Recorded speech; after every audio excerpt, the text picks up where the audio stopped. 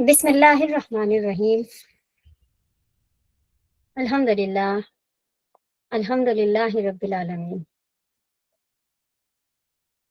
تمام تعریفیں اللہ رب العالمین کے لیے ہیں، جو دلوں کو قرآن کے نور سے زندہ کرتا ہے، جو ہمیں بار بار اپنے کلام کے در پر بٹھاتا ہے اور سمجھنے کی بھی توفیق عطا فرماتا ہے۔ یا اللہ، تیرا بے انتہا شکر احسان ہے کہ تو نے ہمیں مطالعہ قرآن کلاس کی اس بابرکت محفل کا حصہ بنایا، ہمیں علم کے اس سفر میں استقامت عطا فرمائی۔ درود و سلام ہو اس ہستی پر صلی اللہ علیہ وسلم، جنہوں نے ہمیں قرآن کا راستہ دکھایا اور اس پر چلنے کا عملی نمونہ ہمارے سامنے پیش کیا۔ الحمدللہ۔ اما بعد، السلام علیکم ورحمۃ اللہ وبرکاتہ۔ تمام معزز شرکا کو دل کی گہرائیوں سے خوش آمدید، اور آپ سب کا بے حد شکریہ کہ آپ مسلسل اس علمی سفر کا حصہ ہیں۔ آپ کی حاضری، آپ کی توجہ اور آپ کی سنجیدگی اس محفل کی خوبصورتی ہے کہ آپ اس کلاس کو اتنی سنجیدگی کے ساتھ لیتے ہیں۔ اللہ تعالیٰ آپ کی کوششوں کو قبول فرمائے، آپ کے آنے کو قبول فرمائے، اور آپ کو یہ اطمینان ہو گیا ہے اب کہ یہ کلاس صرف آیات پڑھنے کا نام نہیں ہوتی، بلکہ یہ اپنے نفس کا احتساب کرنے، اپنی سوچ کو درست کرنے اور اپنی زندگی کو قرآن کے سانچے میں ڈھالنے کی ایک کوشش ہے۔ تو معزز سامعین، آپ جانتے ہیں آن لائن مطالعہ قرآن کلاس میں چیپٹر 15 چل رہا ہے۔ چیپٹر 15 میں ہم سورہ حج کی، یعنی کہ سورہ نمبر 22 کی آیت نمبر 73 سے 78 کا مطالعہ کر رہے ہیں، اور اب بس اس کے بالکل اختتام پر ہیں۔ آج ہم سورہ حج کی آیت نمبر 78 کے کنکلوژن کو مکمل کریں گے۔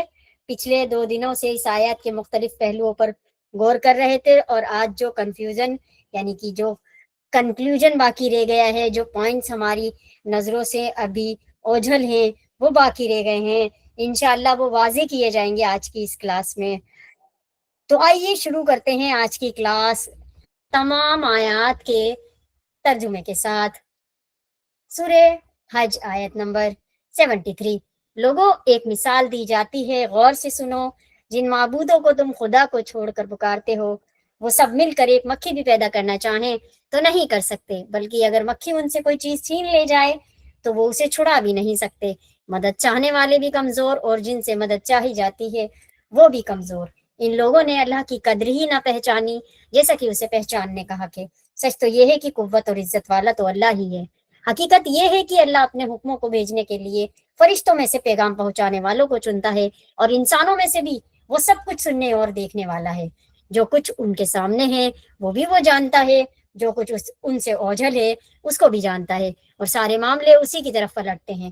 اے لوگو جو ایمان لائے ہو، رکوع اور سجدہ کرو، اپنے رب کی بندگی کرو اور نیک کام کرو، شاید کہ تم کو کامیابی نصیب ہو۔ اب یہ وہ آیات آپ کے زیر نظر ہے جس پر مطالعہ پچھلے 2 دنوں سے چل رہا ہے کہ اللہ کی راہ میں جہاد کرو، جیسا کہ جہاد کرنے کا حق ہے۔ اس نے تمہیں اپنے کام کے لیے چن لیا ہے، اور دین میں تم پر کوئی تنگی نہیں رکھی۔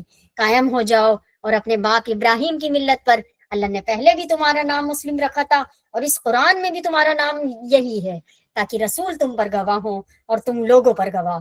تو نماز قائم کرو، زکوٰۃ دو، اور اللہ سے جڑ جاؤ۔ وہ ہے تمہارا سرپرست، بہت ہی اچھا ہے وہ سرپرست، اور بہت ہی اچھا ہے وہ مددگار۔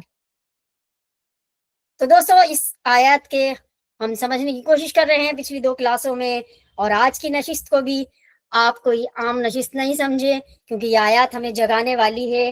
دل کھول کر سنیں، نوٹس لیں، اور اپنے عمل کے بارے میں بھی سنجیدہ فیصلہ کریں۔ یہ گزارش کروں گی میں اب بھائی مواحد سے کہ وہ اس کلاس کو آگے کنٹینیو کریں۔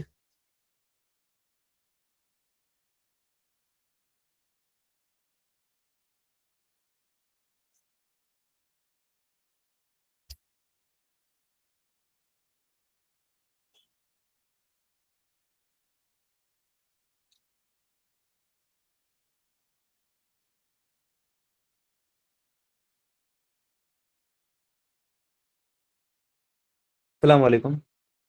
वालेकुम अस्सलाम वरहमतुल्लाहि वबरकातुहू। अल्हम्दुलिल्लाहि रब्बिल आलमीन वस्सलातु वस्सलामु अला रसूलिल अमीन हस्बुनल्लाहु व निअमल वकील रब्बि इश्रह ली सदरी व यस्सिर ली अमरी वहलुल उक़दतन मिन लिसानी यफ़क़हू क़ौली। सूरह हज आयत नंबर 78 का हमारा मुताला चल रहा है और इस आयत का जो आखिरी पार्ट है ये बड़ा ही अहम पार्ट है और पूरी आयत की इसको आप जान समझ सकते हैं। पूरी आयत की जो अल्लाह ताला ने इसमें जो जान रखी है वो अब रखी है इसके आखिरी पार्ट में। ऊपर की जो बातें अब तक थी वो ईमान वालों को अमल की दावत थी।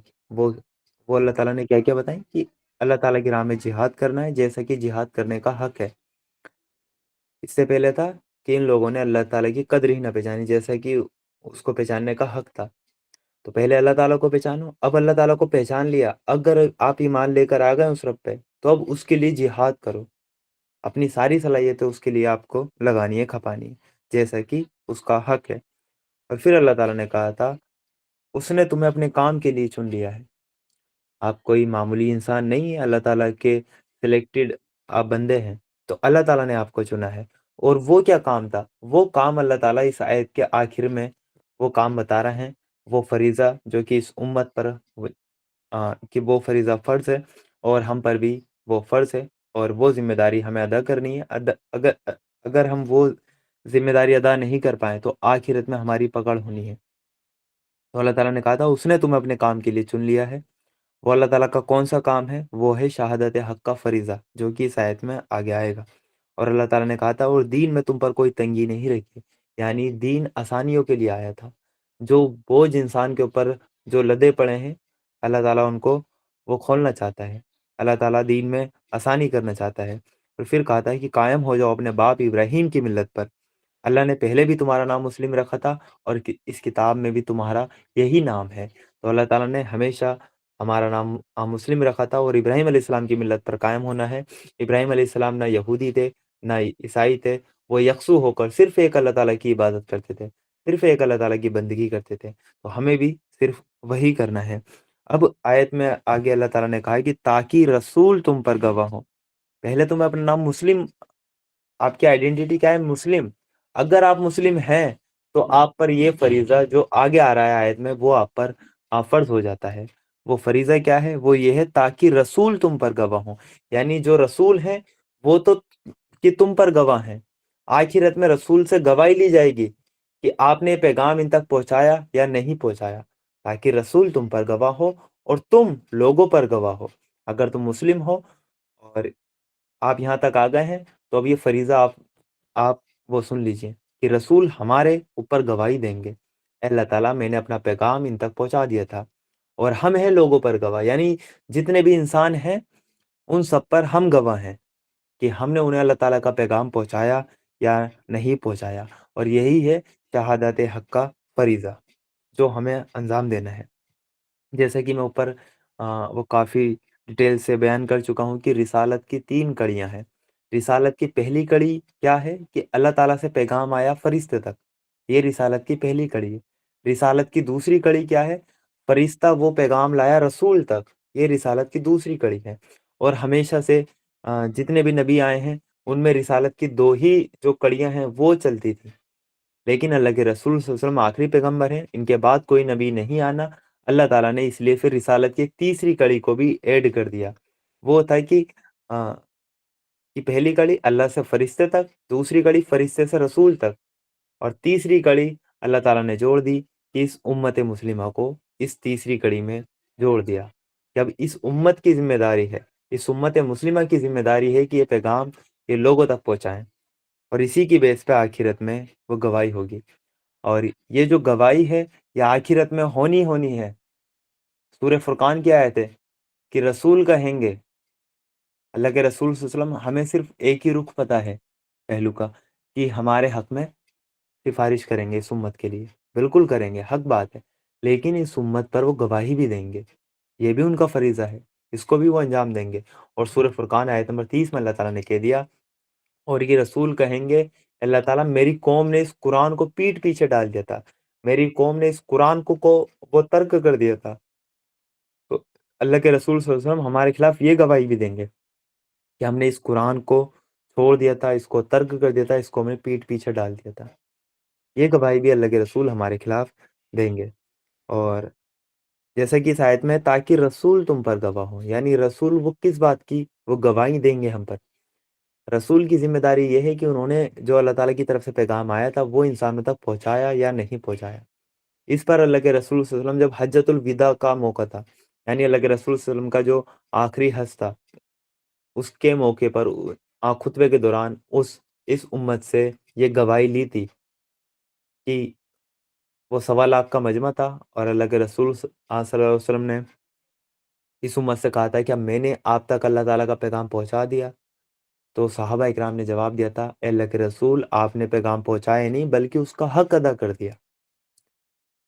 एक बार में काम हो सकता था कि ठीक है, उम्मत ने गवाही दे दी कि इन तक पैगाम आ गया, लेकिन अल्लाह के रसूल सल्लल्लाहु अलैहि वसल्लम ने 3 मरतबा यही सेंटेंस रिपीट किया, क्या मैंने अल्लाह ताला का पैगाम आप तक पहुंचा दिया। और इस उम्मत ने तीनों मरतबा यही कहा कि "ए अल्लाह के रसूल, आपने आपने अल्लाह का पैगाम पहुंचाया नहीं बल्कि उसका हक अदा कर दिया।" तो फिर अल्लाह के रसूल सल्लल्लाहु अलैहि वसल्लम ने अपनी शहादत की उंगली को ऊपर उठाया और आसमान की तरफ कहा, और वो कहा, "ए अल्लाह, तू गवाह रहना, ए अल्लाह तू गवाह रहना।" 3 बार यही सेंटेंस अल्लाह के रसूल सल्लल्लाहु अलैहि वसल्लम ने रिपीट किया, "ए अल्लाह तू गवाह रहना।" वो किस बात पे गवाह रहना? मैंने इन तक पैगाम पहुंचा दिया तेरा। ये खुद गवाही दे रहे हैं इस बात की, "ए अल्लाह तू गवाह रहना।" तो अल्लाह के रसूल सल्लल्लाहु अलैहि वसल्लम जिस मकसद के लिए आए थे, पैगाम पहुंचाने के लिए आए थे, जो गवाही उनसे आखिरत में ली जाएगी, वो तो दुनिया में अपना फरीज़ा अंजाम देकर चले गए। उन्होंने अपना काम पूरी ईमानदारी से किया, और ये पूरी उम्मत उस उ उनके काम पे वो गवाह भी है। उन्होंने खुद शहादत दी है, अल्लाह के रसूल, आपने पैगाम पहुँचाया नहीं बल्कि उसका हक अदा कर दिया। और उसी खुतबे में अल्लाह के रसूल सल्लल्लाहु अलैहि वसल्लम ने फिर एक ज़िम्मेदारी थी, जो कि रिसालत की तीसरी कड़ी में हमें ऐड किया। अल्लाह के रसूल सल्लल्लाहु अलैहि वसल्लम ने उसी खुतबे के दौरान वो कह दिया कि अब ये पैगाम तुम्हें पहुँचाना उन तक है जो यहाँ मौजूद नहीं है। जिन तक ये नहीं पहुँचा है, उन तक ये पैगाम आपको पहुँचाना है। ये अब आपकी ज़िम्मेदारी है, और आपसे भी पूछ-गछ होगी। आपसे भी आखिरत में पूछा जाएगा कि आपने ये पैगाम पहुँचाने का हक वो कितना अदा किया? आपने पैगाम वो वो कहाँ तक ये पहुँचाया? जैसे कि आप सबको पता है, ये शहादत हक का फरीज़ा है, जो कि अल्लाह के रसूल सल्लल्लाहु अलैहि वसल्लम से भी लिया जाएगा और इस उम्मत से भी लिया जाएगा। अल्लाह के रसूल सल्लल्लाहु अलैहि वसल्लम ने ये फरीज़ा अंजाम दिया और उसका हक अदा कर दिया। अभी ये उम्मत है कटघरे में। इस उम्मत से पूछा जाएगा कि आपने ये फरीज़ा वो कितना अंजाम दिया है। जो अल्लाह ताला ने कहा था ऊपर, हुवस तवाकुम, अल्लाह ताला ने आपको चुन लिया है अपने काम के लिए। वो क्या काम था? वो काम था ये नबियों वाला काम। ये रिसालत की कड़ी में आपको जोड़ा था। इस काम के लिए अल्लाह ताला ने आपको चुना है। और मुसलमान होने होने के बाद, इंसान ईमान लाने के बाद सिर्फ ये ना समझे कि वो इतना कहकर छूट जाएगा कि हम ईमान ले आए, और जो अरकान इस्लाम है उनको हम फॉलो करते हैं, रोज़ा, नमाज, हज, ज़कात हम करते हैं। सिर्फ इतना कहकर वो नहीं छूट जाएगा, बल्कि उस पर एक भारी ज़िम्मेदारी है अल्लाह ताला की तरफ से, कि उस इंसान को, इस उम्मत मुस्लिमा को सारी दुनिया के सामने हक की गवाही देनी है। हक का अलमबरदार बनकर वो खड़े हो जाना है, जिस बात पर वो ईमान लाए हैं, उस चीज़ की गवाही देनी है। तभी तो वो अशार हैं जो कहे थे, "ये शहादत गाए उल्फत में कदम रखना, लोग आसान समझते हैं मुसलमान होना।" तो ये तो शहादत गाए उल्फत में कदम रखना है, यानी आप अगर मुसलमान हो गए, तो आप पे एक भारी ज़िम्मेदारी आती है। आप एक जो शहादत हक का फ़रीज़ा है, वो आप पर आता है। और लोग आसान समझते हैं मुसलमान होना। मुसलमान होना कोई आसान नहीं है। सिर्फ़ ये नहीं है कि ज़ाहिर में आपने कुछ अल्फ़ाज़ कह दिए और आप मुसलमान हो गए, बल्कि आप पर एक भारी ज़िम्मेदारी अल्लाह ताला की तरफ से डाल दी जाती है, और उस ज़िम्मेदारी को अदा करना आपका फ़र्ज़ है। उसको अदा नहीं करेंगे, तो आखिरत में आपकी उस पर पकड़ होगी। अल्लाह ताला ने इसी चीज़ को सूरह बकरा आयत नंबर 143 में कहा, और इसी तरह हमने तुम्हें बेहतरीन गिरोह बनाया, उम्मत वसत आपको बनाया, यानी कि दरमियानी उम्मत बनाया, ताकि तुम लोगों पर हक के गवाह बनो, और रसूल तुम पर हक के गवाह हो। यानी तुम लोगों पर गवाह हो और रसूल तुम पर गवाह है। इसी आयत में भी ये कहा है, और रसूल तुम पर गवाह हो और तुम लोगों पर गवाह हो। اس میں یہ کہا کہ تم لوگوں پر گواہ ہو، رسول تم پر گواہ ہو. تو رسول ہم پر گواہ ہیں، انہوں نے اپنی گواہی لے لی ہے اس امت سے، وہ اللہ تعالیٰ کے سامنے بری و ذمہ ہیں. لیکن ہم لوگوں پر گواہ ہیں، ہمیں یہ پیغام پہنچانا ہے. اس امت کو جو پیدا کرنے کا اصل مقصد ہے وہ یہی ہے. اگر آپ نے اس مقصد کو پورا نہ کیا تو آپ نے اپنی پوری زندگی بیکار ہی گوا دی. یہ خدا کی طرف سے ڈالا ہوا ہم پر ایک فرض ہے، یہ خدا کی طرف سے ڈالا ہوا ہم پر ایک فرض ہے. جیسا کہ سورہ مائدہ آیت نمبر 6 میں اللہ تعالیٰ نے کہا، اے لوگوں جو ایمان لائے ہو وہ خدا کے لیے اٹھنے والے اور ٹھیک ٹھیک حق کی گواہی دینے والے بنو. خدا کے لیے اٹھنے والے اور ٹھیک ٹھیک حق کی گواہی دینے والے بنو. یہ گواہی تمہیں دینی ہے، یہ حق کی گواہی تمہیں دینی ہے. اور یہ صرف اللہ تعالیٰ نے حکم نہیں دیا بلکہ تاکیدی حکم ہے. اس آیت میں سورہ مائدہ کی آیت نمبر 6 میں صرف حکم نہیں ہے بلکہ تاکیدی یہ حکم ہے کہ ٹھیک ٹھیک حق کی گواہی دینی ہے. آپ کو حق کی گواہی دینے والا بن کر آپ کو اٹھنا ہے. اور سورہ بقرہ آیت نمبر 140 میں اللہ تعالیٰ نے کہا، اور اس شخص سے بڑھ کر ظالم اور کون ہوگا جس کے پاس اللہ کی طرف سے ایک گواہی ہو اور وہ اسے چھپائے. اس شخص سے بڑھ کر ظالم کون ہوگا جس پر اللہ تعالیٰ کی طرف سے گواہی ہو. ہمارے پاس گواہی ہے، ہمارے پاس اللہ تعالیٰ کی طرف سے حق ہے، اور پھر وہ اسے چھپائے تو سب سے بڑا ظالم تو وہ ہے.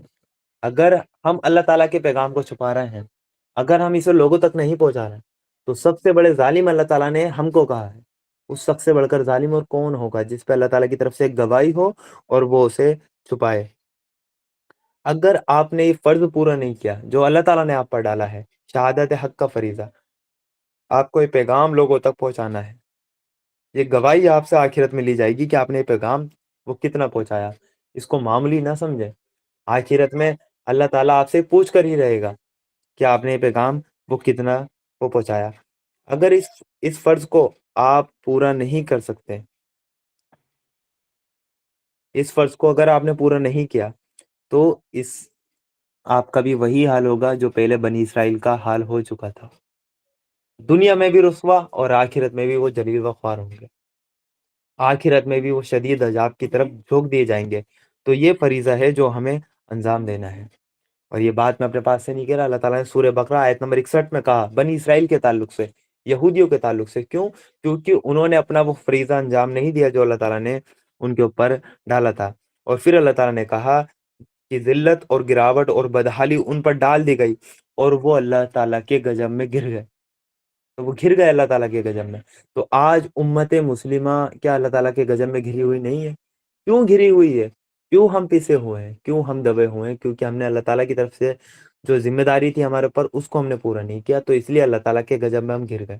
اس لیے ہم دنیا میں بھی ذلیل و خوار ہیں اور آخرت میں بھی ہم شدید عذاب کی طرف جھونک دیے جائیں گے، جیسے کہ یہودی جھونک دیے گئے ہیں، جیسے کہ بنی اسرائیل کی جھونک دیے جائیں گے، اور دنیا میں بھی وہ ذلیل و خوار کر دیے گئے تھے. تو یہ چیز ہمیں دیکھنی ہے. اگر ہم اس فرض کو پورا نہیں کریں گے تو اس کی سزا بھی اللہ تعالیٰ کی طرف سے بڑی سخت ہے. دیکھیں یہ فریضہ آپ کو ایسا ہے، اس کا اگر میں پریکٹیکل اگزامپل دوں آپ کو، کہ فار ایگزامپل میں نے کسی ایک شخص سے کہا کہ بھائی آپ کو یہ پیغام ان تک پہنچا دینا، میری یہ بات ان تک پہنچا دینا، یہ کام ان کو کرنا ہے، آپ یہ بات ان تک پہنچا دیں. ٹھیک ہے. اب 2 دن بعد میں نے ان کو بلایا کہ بھائی میں نے آپ کو کوئی کام کرنے کے لیے دیا تھا، کیا آپ نے وہ کام کیا؟ اس نے کہا کون سا کام؟ میں نے کہا میں نے فہیم بھائی کو کہا تھا کہ آپ سے مطلب کہ وہ بتا دیں. اس نے کہا فہیم بھائی نے تو مجھ سے کچھ وہ کہا ہی نہیں. تو میری کیا ذمہ داری بنتی ہے؟ کیا میں اس سے کہوں کہ بھائی تو نے وہ کام کیوں نہیں کیا؟ وہ کہے گا مجھے کام پتہ ہی نہیں تھا. میں پکڑوں گا فہیم بھائی کو، فہیم بھائی آپ بتائیے، آپ کو میں نے ایک ذمہ داری دی تھی، آپ کو یہ بات ان تک پہنچانی تھی، کیا آپ نے یہ بات ان تک پہنچائی؟ فہیم بھائی کہیں گے میں بھول گیا. بھائی کیسے بھول گئے؟ تو میں پکڑوں گا فہیم بھائی کو. ایسے ہی ہمیں لوگوں پر گواہ بننا ہے آخرت میں کہ تمام نو انسان وہاں پر کھڑے ہوں گے، آدم علیہ السلام سے لے کے آخری جو انسان ہوگا. اللہ تعالیٰ امت مسلمہ کو لائیں گے میدان میں، ایک ایک شخص کو لائیں گے میدان میں، اور ان سے پوچھیں گے کیا آپ تک اللہ تعالیٰ کا پیغام آیا تھا؟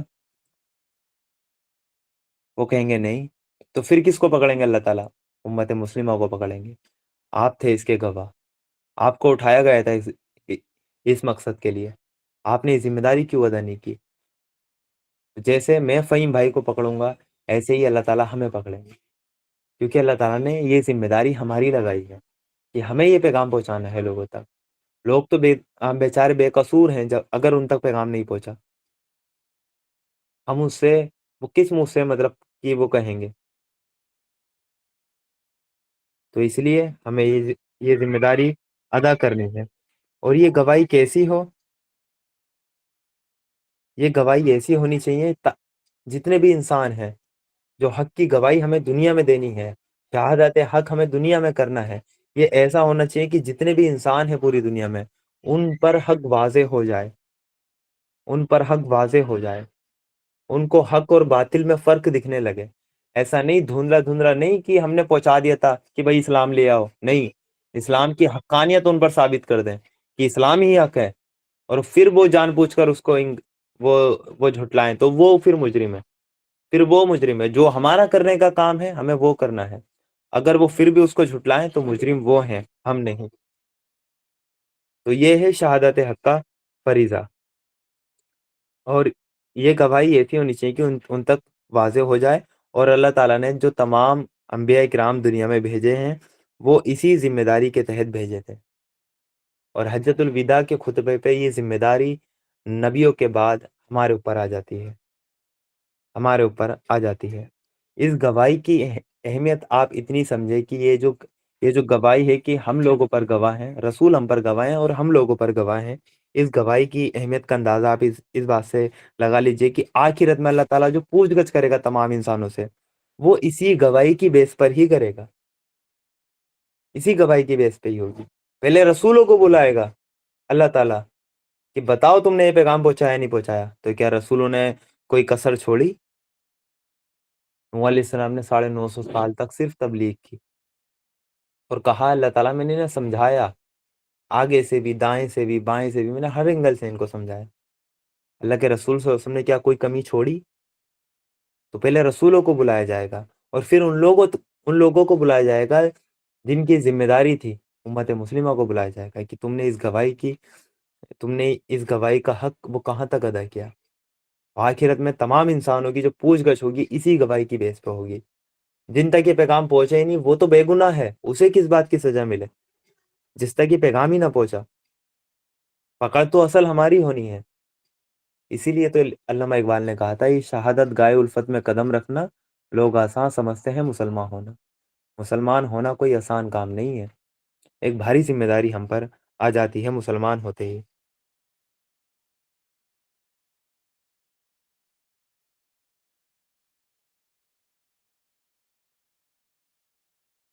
اس گواہی کا جو مقصد ہے وہ یہ ہے کہ لوگوں پر حجت پوری ہو جائے، لوگ آخرت میں یہ نہ کہہ سکیں کہ اللہ تعالیٰ ہم تک تو تیرا پیغام آیا ہی نہیں تھا۔ اللہ تعالیٰ کسی کو آخرت میں پکڑے کہ بھائی تو نے یہ گناہ کیے، یہ نہیں کرنے چاہیے تھے، میرا راستہ یہ تھا، یہ شیطان کا راستہ تھا، وہ کہے گا اللہ تعالیٰ تیرا راستہ تو مجھ تک واضح ہوا ہی نہیں، تیرا راستہ تو مجھ تک پہنچا نہیں۔ تو اللہ تعالیٰ نے اس لیے یہ گواہی رکھی ہے، تاکہ اس گواہی کے لیے رسولوں کو بھیجا، تاکہ رسول یہ پیغام کو مطلب کہ پوری طرح واضح کر کے پہنچا دیں، اور ان کے پاس کوئی حجت نہ رہے، وہ آخرت میں اللہ تعالیٰ کے سامنے یہ نہ کہہ سکیں کہ ہم تک پیغام نہیں آیا تھا، بلکہ ان پر حجت پوری ہو جائے، وہ حق واضح ہو جائے، پھر وہ انکار کریں پھر وہ مجرم ہے۔ لیکن جب تک حق ہی واضح نہیں ہوا تو وہ مجرم کس بات کے ہوئے؟ اللہ تعالیٰ انصاف والا ہے، تو کیا وہ آخرت میں انصاف نہیں کرے گا؟ کیا وہ آخرت میں ایسے بندے کو پکڑے گا جس تک پیغام ہی نہ پہنچا ہو، جس کو پتہ ہی نہ ہو؟ تو ایسے بندے کو تو نہیں پکڑے گا، اللہ تعالیٰ پکڑے گا اسے جسے سب کچھ پتا ہے اور وہ پھر بھی نہ کرے۔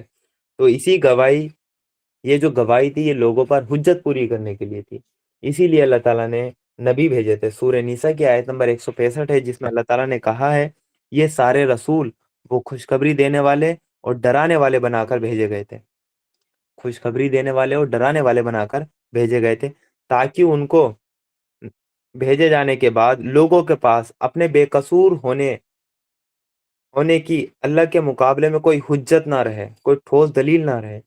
اللہ ہر حال میں غالب رہنے والا ہے، حکمت والا اور گہری سمجھ والا ہے۔ تو اللہ تعالیٰ نے یہ ریزن بھی ہمیں بتا دیا سورہ نساء کی آیت نمبر 165 میں، یہ رسول اس لیے بھیجے ہیں، یہ انہیں اس لیے نبی بنا کر بھیجا ہے تاکہ لوگوں کے پاس اپنے بے قصور ہونے کی اللہ کے مقابلے میں کوئی حجت نہ رہے، ان پر حجت تمام ہو جائے، وہ یہ نہ کہہ سکیں اللہ تعالیٰ ہم تک تیرا پیغام نہیں پہنچا تھا۔ اور اسی کے لیے اللہ تعالیٰ نے پیغمبروں پر ہی یہ ذمہ داری ڈالی ہے سب سے پہلے کہ آپ یہ کام کریں، اور پیغمبروں کا دنیا میں آنے کا امتحان ہم ہیں، ہم تو سب غیب پر ایمان لے کر آئے ہیں، کیا ہم نے اللہ کو دیکھا؟ نہیں، فرشتے کو دیکھا؟ نہیں، ہمارا تو سارا ایمان ہی غیب پر ہے۔ لیکن فرشتے تو ڈائریکٹ رسول سے بات کرتے ہیں، تو رسول کو تو غیب کی باتوں کا علم ہے، اللہ تعالیٰ کی وحی ان تک آتی ہے، اللہ تعالیٰ ان سے کلام کرتا ہے، تو دنیا میں ہر انسان کا امتحان ہے، تو کیا رسولوں کا امتحان نہیں ہوتا دنیا میں؟ سوچیں سوچیں نا تھوڑا، کہ ہمارا تو امتحان ہے کہ ہم صحیح راستے پہ چلیں یا غلط راستے پہ چلیں، اور سب کچھ غیب میں ہے، لیکن رسول کے لیے تو کچھ بھی غیب میں نہیں ہے، تو اس کا امتحان کیا ہے دنیا میں؟ کیا رسولوں کو فری فوکٹ میں اللہ تعالیٰ جنت دے دیں گے؟ اللہ تعالیٰ چاہے تو دے دیں، لیکن ان کا بھی تو امتحان ہونا چاہیے، رسولوں کا بھی امتحان رکھا ہے اللہ تعالیٰ نے، اور رسولوں کا امتحان یہ ہے، ان کا دنیا میں آنے کے بعد ان کا اصل امتحان یہ ہوتا ہے کہ وہ شہادت حق کا فریضہ انجام دیں، وہ لوگوں کے سامنے حق واضح کر دیں، حق واضح کر دیں، کیونکہ رسولوں سے آخرت میں پوچھا جائے گا، تو یہ ان کا سب سے بڑا امتحان ہوتا ہے رسولوں کا، جتنے بھی پیغمبر ہیں دنیا میں ان سب کا سب سے بڑا امتحان یہ ہے کہ وہ اللہ تعالیٰ کا پیغام بندوں تک پہنچا دیں، اور اسی کی ان سے گواہی لی جائے گی، یہ پوچھا جائے گا ان سے، اور رسولوں کے بعد یہ ذمہ داری ہمارے اوپر آ گئی ہے، تو کیا اللہ تعالیٰ ہم سے نہیں پوچھے گا؟ ہم سے نہیں پوچھے گا کہ آپ نے یہ حق کا پیغام لوگوں تک کتنا پہنچایا؟ اب ہم بات کرتے ہیں یہ جو شہادت حق کا فریضہ ہے، یہ جو ہمیں حق کی گواہی دینی ہے، دنیا میں بھی دینی ہے اور آخرت میں اللہ تعالیٰ کے سامنے بھی ہم وہ جواب دیں ہیں، یہ ہم کیسے دے سکتے ہیں؟ تو اس کو دینے کے تین طریقے ہیں، تین گواہیاں ہیں جو ہمیں دینی ہے دنیا میں۔ ایک ہے اپنی زبان سے گواہی، دوسری ہے اپنے عمل سے گواہی، تیسری ہے ایک تکمیلی گواہی، یعنی تکمیل کو پہنچنے والی گواہی، وہ ایسی گواہی ہے کہ تمام انسانوں پہ حجت وہ قائم ہو گئی۔ تو یہ تین گواہیاں ہمیں دینی ہیں، یہ تین گواہیاں ہر امتی کو دینی ہے، ایک امت کی حیثیت سے مجموعی طور پہ ہمیں تکمیل تک اس گواہی کو پہنچانا ہے، اپنی زبان سے ہمیں گواہی دینی ہے، اپنے عمل سے گواہی دینی ہے، اور ایک تکمیل کو پہنچنے والی گواہی ہے وہ ہمیں دینی ہے۔ زبان سے ہم کیا گواہی دیں؟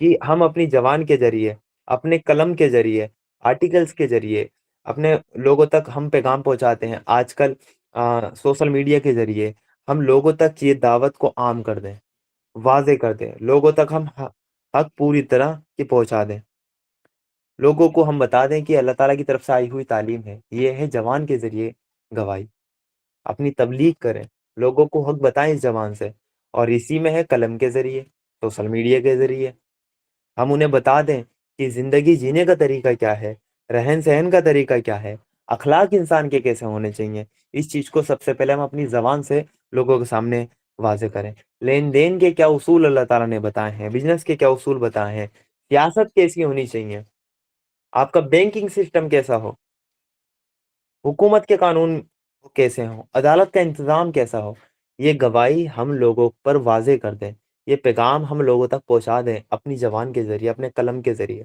جو بھی میڈیم ہے، جو بھی ہمارے پاس ذرائع ہیں، ان سب کا استعمال کر کے یہ لوگوں تک یہ پیغام ہم پہنچا دیں، یہ ہے زبان سے گواہی، ہم اپنی اس زبان سے اللہ لوگوں کے سامنے وہ گواہی دیں، دلیلوں اور مثالوں کے ذریعے یہ حق ہم واضح کر دیں، اور جو بھی اس کے مخالف ہو یا جو بھی دلیل اسلام کے اگینسٹ ہو، اس حق کے جو حق ہے اللہ تعالیٰ کی طرف سے قرآن اور سنت، اس کے اگینسٹ اگر کوئی بات ہو، کہ کسی کا کوئی آرگومنٹ ہو، تو اس کو دلیلوں کے ساتھ ہم اس کا رد کریں، اپنی ساری طاقت ہے، ساری صلاحیت ہے ہمیں اس کام میں لگا دینی، ہمیں ایسے آرٹیکل لکھیں، ایسی بک ہم لکھیں، ایسی ڈیبیٹ ہم کریں، ڈیبیٹ کریں، لوگوں سے جدال کریں، مجادلہ کریں، لوگوں سے بات کریں، تو اس زبان کے ذریعے ہمیں یہ حق کی گواہی پہنچا دینی ہے، یعنی اس زبان سے، اس قلم سے ہمیں لوگوں کے سامنے حق کو واضح کر دینا ہے۔ سوشل میڈیا جو ہے وہ اس کا جو استعمال ہم کر رہے ہیں وہ یہی ہے. یہ کام ہم کسی کے لیے نہیں کر رہے ہیں، یہ کام ہم اپنی بچت کے لیے کر رہے ہیں. ہماری اپنی بچت ہے. پوچھے گا اللہ تعالیٰ، اللہ تعالیٰ پوچھے گا ہم سے آپ نے پیغام پہنچایا؟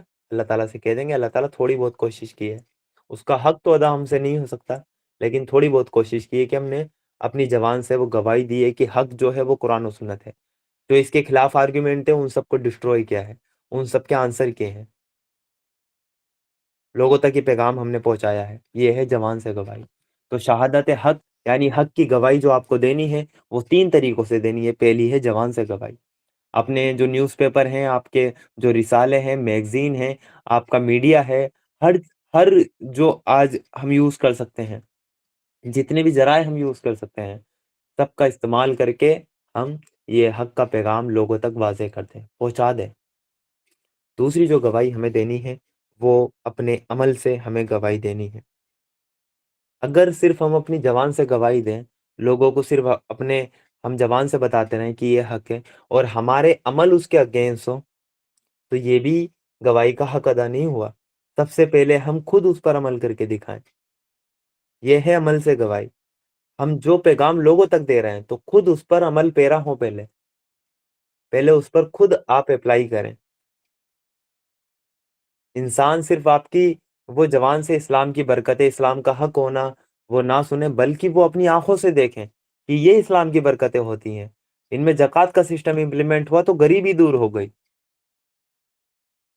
ان میں غریبی دور ہو گئی. زکوٰۃ کا ایک رول امپلیمنٹ ہوا تو اخلاق صرف ہم اپنے زبان سے نہ بتائیں کہ بہترین اخلاق والا اللہ کے رسول صلی اللہ علیہ وسلم کے پڑوس میں رہے گا، سب سے بہترین انسان وہ جس کے اخلاق بہتر ہیں.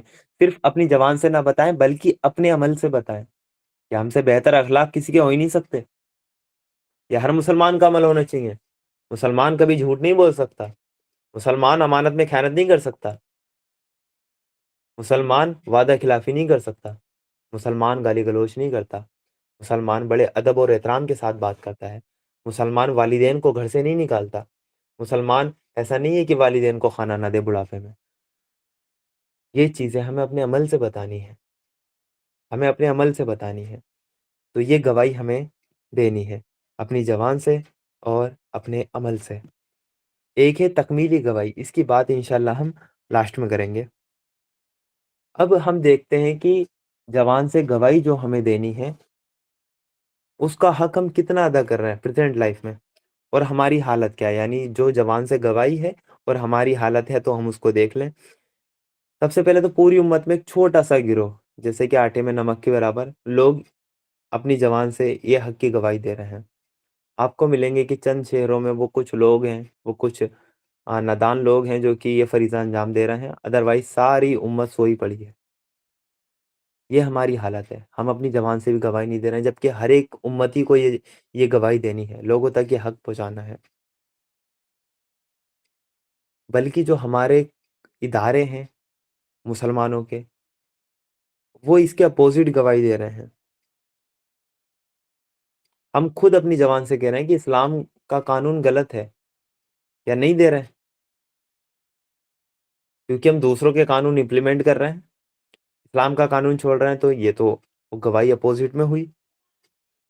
ہم خود یہ گواہی دے رہے ہیں کہ انسانوں کا قانون صحیح ہے. اب ہم دیکھ لیتے ہیں کہ عمل سے گواہی اور اس میں ہماری حالت کیا ہے. تو ہم خود کا جائزہ لیں تو ہم جو کفر کرنے والے لوگ ہیں، جو ہندو ہیں، ہم ان سے بالکل بھی الگ نہیں ہیں.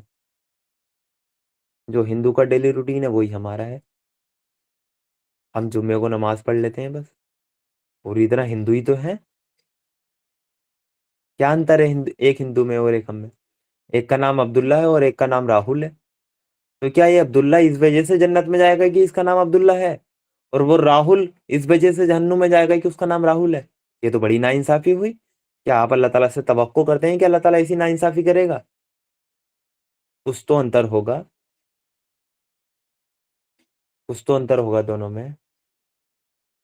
تو وہی انتر ہے. ہمارے عمل ہم بتا رہے ہیں کہ اسلام غلط ہے، کیونکہ ہم خود اسلام صحیح ہے تو ہم بھائی اس کو خود فالو کیوں نہیں کرتے.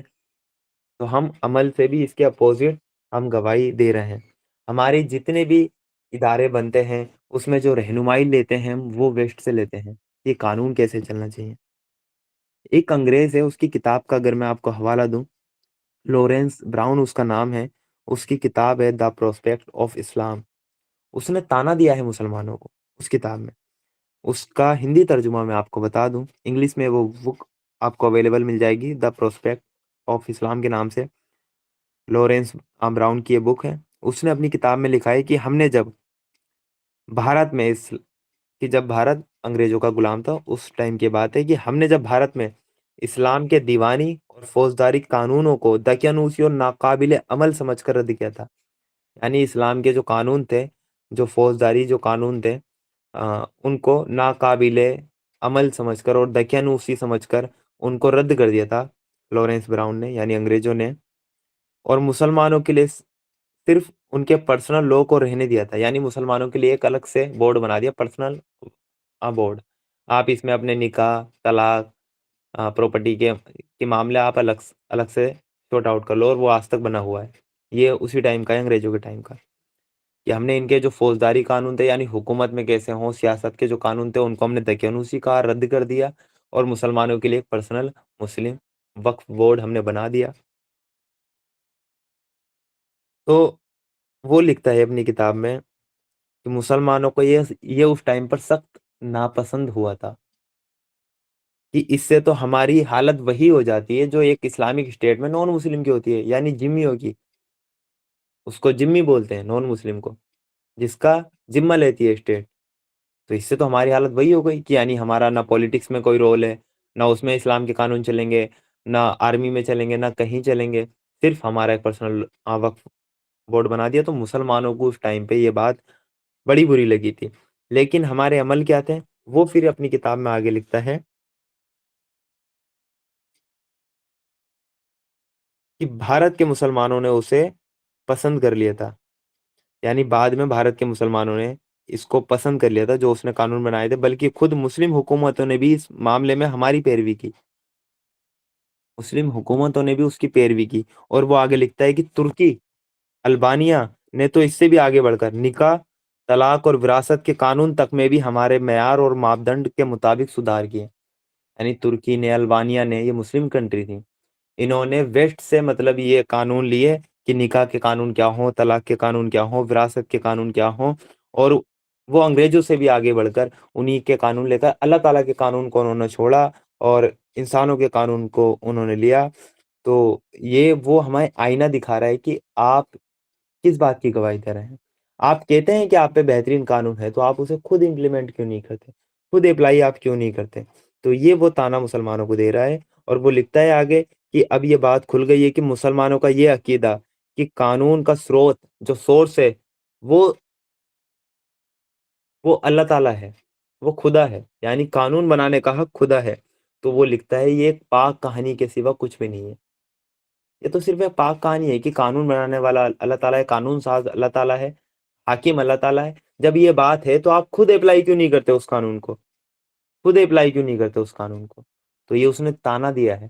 تو یہ ہماری عمل سے گواہی ہے، نہ ہم اپنی زبان سے وہ گواہی دے رہے ہیں کہ اسلام حق ہے۔ آپ بتائیے کہ آٹے میں نمک کے برابر وہ کچھ لوگ ہیں جو کہ یہ فریضہ انجام مطلب کہ دے رہے ہیں پوری ایمانداری کے ساتھ، ادروائز ہم کیا کر رہے ہیں؟ اپنی اپنی زندگی میں ہم مگن ہیں، عمل ہمارے اس کے اپوزٹ ہیں، پرسنل لیول پر بھی، اجتماعی لیول پر بھی، حکومتی لیول پر بھی ہمارے اپوزٹ ہے اس کے عمل۔ کیا مسلم کنٹری، 57 مسلم کنٹری آپ کو نظر نہیں آتی؟ اگر یہ کہتے ہیں کہ ہم مسلمان ہیں اور قرآن اللہ تعالیٰ کی کتاب ہے، تو اس کے قانون کو یہ نافذ کیوں نہیں کرتے؟ یہ قانون یہ مغرب سے کیوں لیتے ہیں؟ یہ قانون انگریزوں کا کیوں چلاتے ہیں؟ کیا یہ اپنے عمل سے یہ گواہی نہیں دے رہے ہیں کہ اسلام کا قانون دقیانوسی تھا اور ویسٹ کا قانون ٹھیک ہے؟ بینکنگ سسٹم، پولیٹکس کیسے ہو؟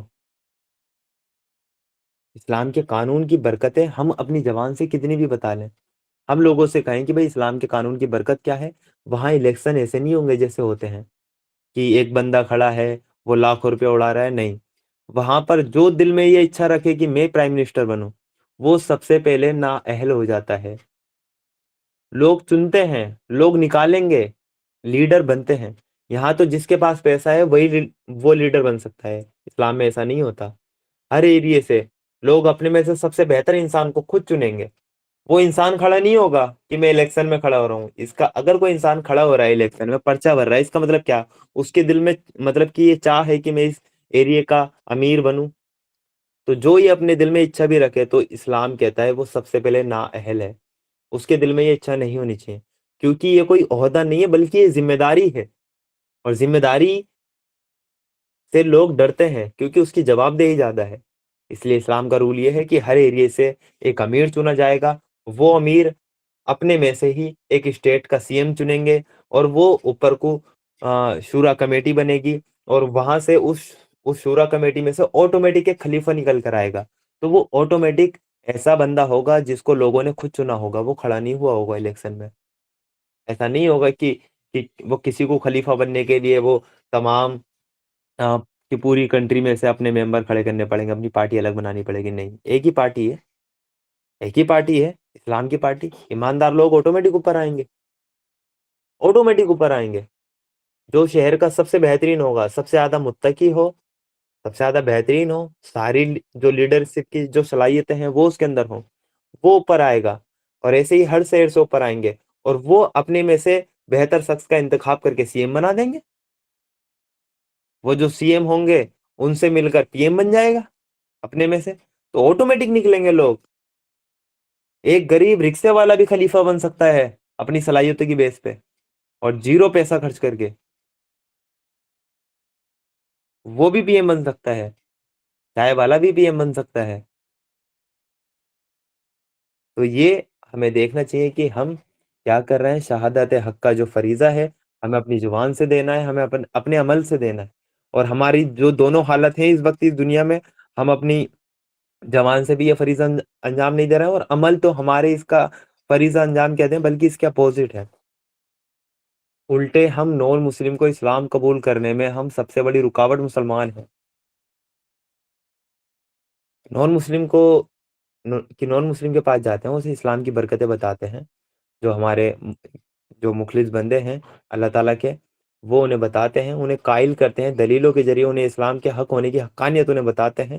ان پر حق ہونا واضح ہو جاتا ہے، اور وہ لاسٹ میں ایک ہی کوشچن کرتے ہیں کہ بھائی آپ کی ساری باتیں تو ٹھیک ہے، یہ تو بڑی بہترین باتیں آپ نے کہی ہیں، لیکن تو مسلمان پھر ایسے کیوں ہیں؟ دکھتا تو نہیں ہے کہ آپ ایسے ہیں.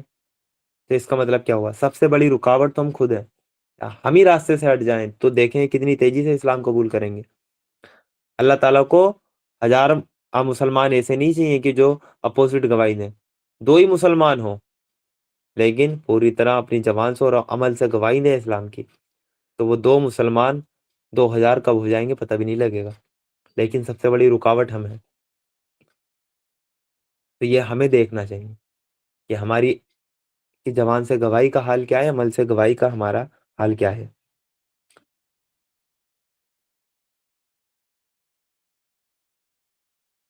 اب ہم چلتے ہیں تکمیلی گواہی. جو ایک گواہی میں نے چھوڑی تھی، تکمیلی گواہی، یعنی ایسی گواہی جو تکمیل تک پہنچ جائے، جو پوری طرح واضح کر دے حق.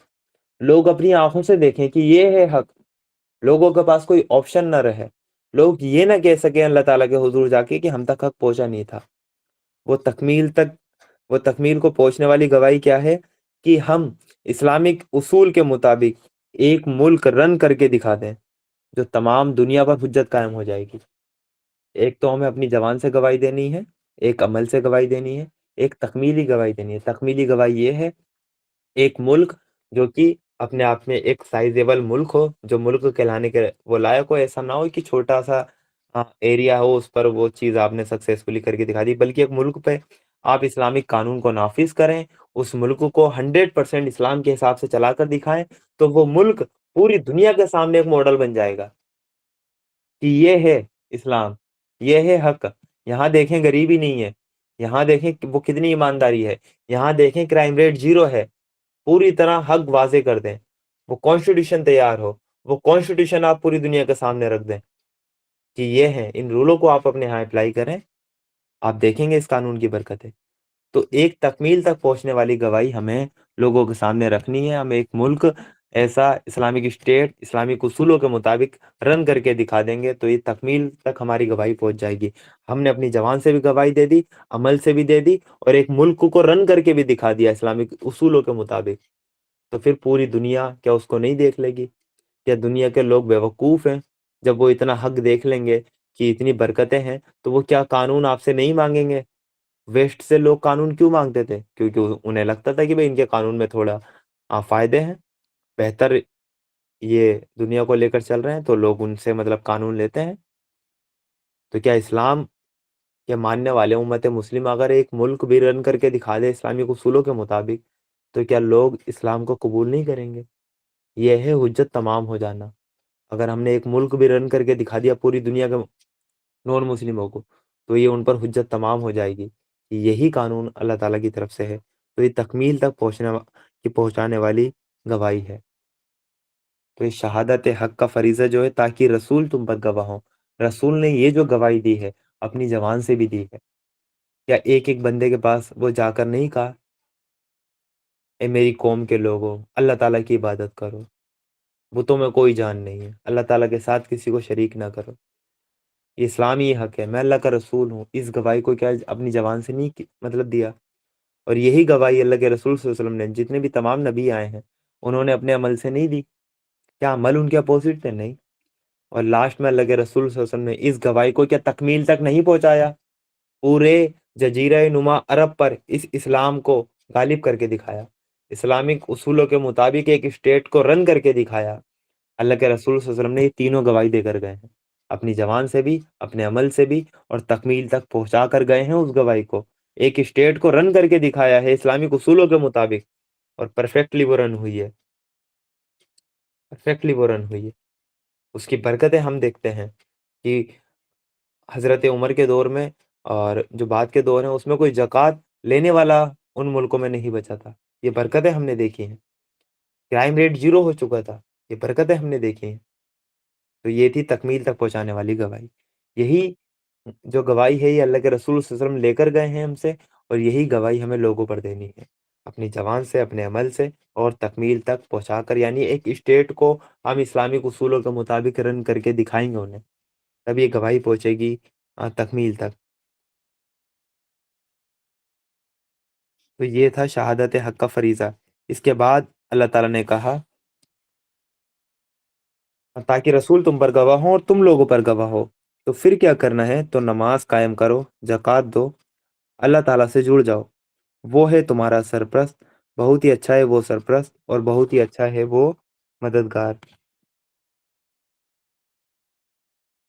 یعنی یہ فریضہ آپ نے وہ سمجھ لیا، اس کام کے لیے آپ کو چنا گیا ہے. اب آپ کیا کرو؟ یہ گواہی آپ کو دینی ہے، اتنی بڑی ذمہ داری آپ پر ہے. تو اب آپ کیا کرو؟ نماز قائم کرو، زکوٰۃ دو. یعنی ارکان اسلام کو آپ فالو کریں. نماز اور زکوٰۃ سے کیا مراد ہے؟ ارکان اسلام جو انسان پر فرض ہے.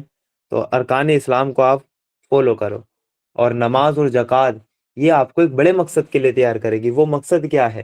آپ شہادت حق کا فریضہ دے سکیں. وہ قوت آپ کے اندر پیدا کرے گی.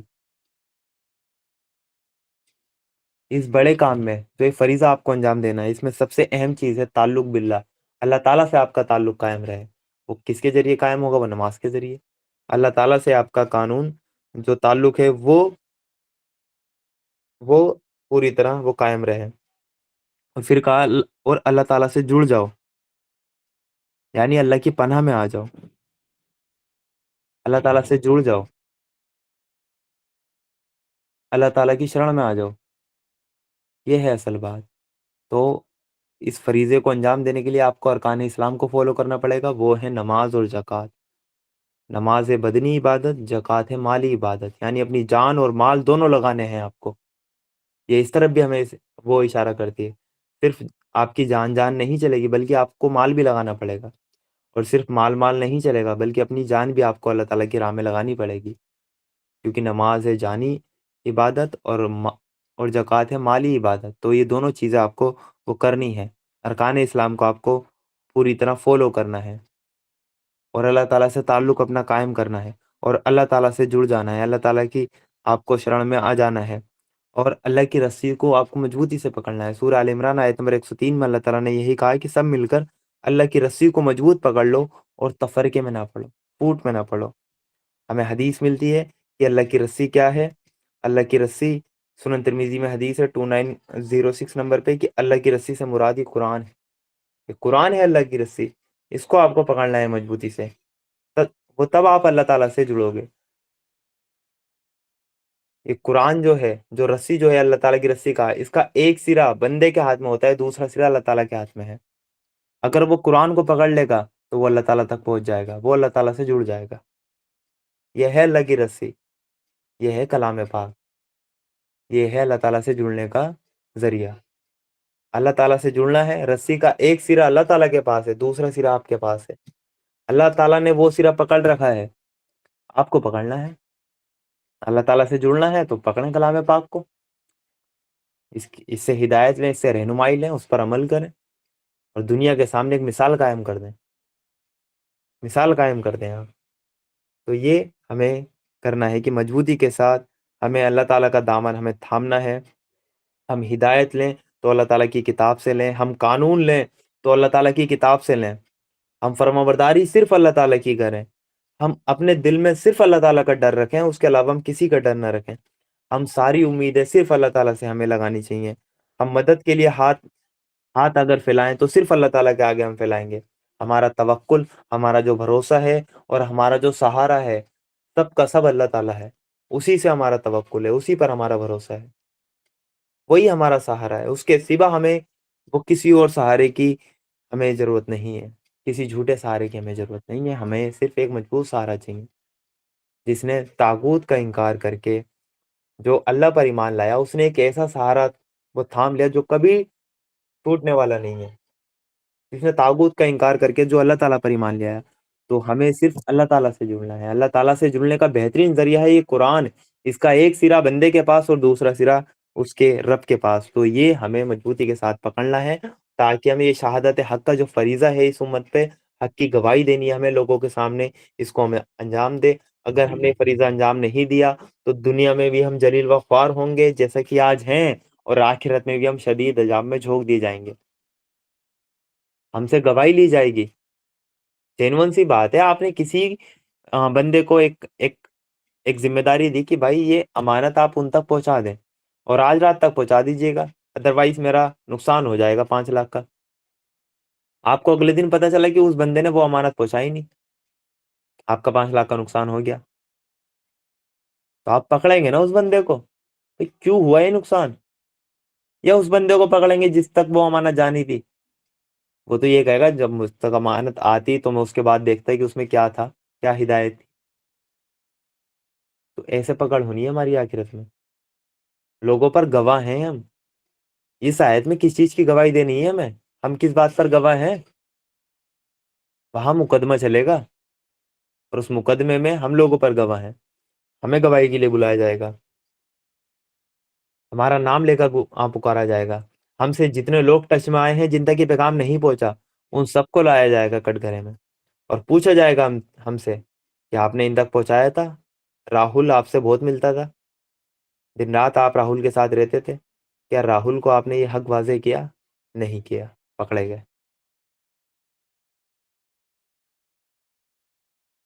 تو یہ پوچھا جائے گا۔ یہ شبہم تو دن رات آپ کا اٹھنا بیٹھنا تھا، روم میٹ بھی تھا آپ کا، 2 سال آپ ساتھ بھی رہیں، کیا آپ نے یہ حق ان تک واضح کیا؟ نہیں کیا، پکڑے گئے۔ ایسے ہوگی پکڑ، یہ گواہی دینی ہے ہمیں۔ یا آپ کی کلاس میٹ تھی، ان تک پیغام پہنچایا؟ نہیں پہنچایا، پکڑی گئی آپ بھی۔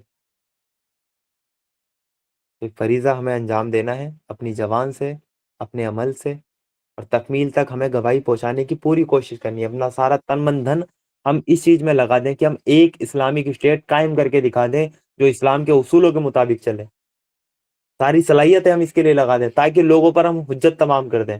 اور یہ کام کوئی کسی کے لیے نہیں کر رہا، وہ اپنی بچت کے لیے کر رہا ہے، اس کی اپنی بچت ہے اس کام میں۔ اور یہ کام کرنے کے لیے آپ کو نماز قائم کرنی پڑے گی، یعنی جو فرض عبادت ہیں وہ آپ کو کرنی پڑیں گی، زکوٰۃ آپ کو دینی پڑے گی، اپنی جان لگانی پڑے گی، اپنا مال اللہ کی راہ میں آپ کو لگانا پڑے گا اور اللہ تعالیٰ سے جڑنا پڑے گا، اللہ تعالیٰ سے آپ کو تعلق بنانا پڑے گا، تب آپ یہ ذمہ داری ادا کرنے کے قابل بنیں گے، ادروائز آپ نہیں بن سکتے۔ پھر اللہ تعالیٰ نے کہا وہ ہے تمہارا سرپرست، یعنی تمہارا اصل جو سرپرست ہے وہ صرف اللہ تعالیٰ ہے۔ ہماری حفاظت کا ذمہ صرف اللہ تعالیٰ کے ہاتھ میں ہے۔ جو تمہاری طاقت ہے، جو رزق ہے، سب اللہ تعالیٰ کے ہاتھ میں ہے۔ وہ ہے نا سرپرست، وہ ہے تمہیں پالنے والا، تو ہر چیز کا وہ ذمہ وہ کس کے اوپر ہوا؟ اللہ تعالیٰ کے اوپر۔ کوئی بھی تکلیف آپ تک اس کی اجازت کے بغیر نہیں پہنچ سکتی۔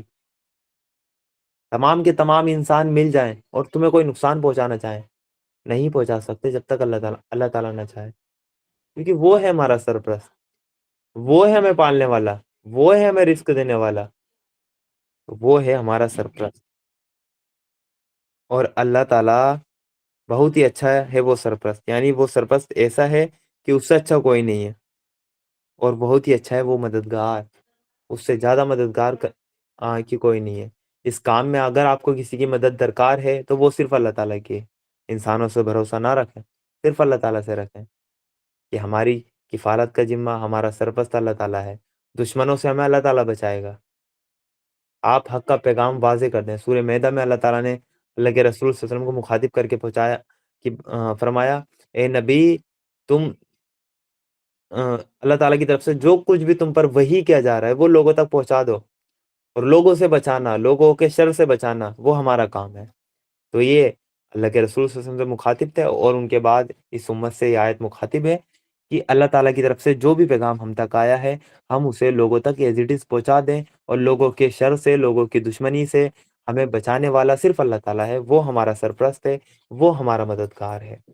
ہمیں اسی سے ہمیں مانگنا ہے، اسی سے ہمیں کی گڑگڑانا ہے، اسی سے ہمیں مدد چاہنی ہے، اور وہ ہماری مدد کرے گا، اور وہ ایمان والوں کی مدد ضرور کرتا ہے، جیسے کہ جنگ بدر میں کی تھی، اور ہر حال میں اللہ تعالیٰ نے جگہ جگہ ایمان والوں کی مدد کی ہے۔ ایسی گیپ سے مدد آئے گی، لیکن اس کے لیے سب سے پہلے آپ کو تیار ہونا پڑے گا، آپ کو فریضہ انجام دینا پڑے گا، اس کے قابل بننا پڑے گا، اپنی زبان سے آپ کو گواہی دینی پڑے گی کہ یہ ہے حق، اپنے عمل سے گواہی دینی پڑے گی کہ یہ ہے حق، ہمارے عمل بھی دیکھ لیں آپ، اور ایک تکمیل تک پہنچانے والی گواہی ہے، جو کہ ہمیں ساری صلاحیتیں اسی کام میں صرف کر دینی ہے کہ ہم ایک اسٹیٹ ایسی قائم کر کے دکھا دیں پوری دنیا میں جو اسلامی اصولوں کے مطابق چلے، جس سے کہ پوری دنیا کے تمام انسانوں پہ یہ حجت قائم ہو جائے کہ اسلام ہی حق ہے۔ یہ ہے ہمارا سب سے بڑا مقصد، اور یہی ہے امت مسلمہ کا اصل مقصد، شہادت حق کا یہی فریضہ ہے جس کو ہمیں انجام دینا ہے۔ اللہ تعالیٰ اس کا حق ادا کرنے والا ہمیں بنا دے، جو ہم پر یہ فریضہ اللہ تعالیٰ نے وہ ڈالا ہے، جو یہ ذمہ داری اللہ تعالیٰ نے ہم پہ ڈالی ہے، اس کو ہمیں پورا کرنے والا ہمیں بنا دے۔ کہ آخر میں وہی اشعار ہے علامہ اقبال کا کہ یہ شہادت گائے الفت میں قدم رکھنا لوگ آسان سمجھتے ہیں مسلمان ہونا۔ السلام علیکم ورحمۃ اللہ وبرکاتہ۔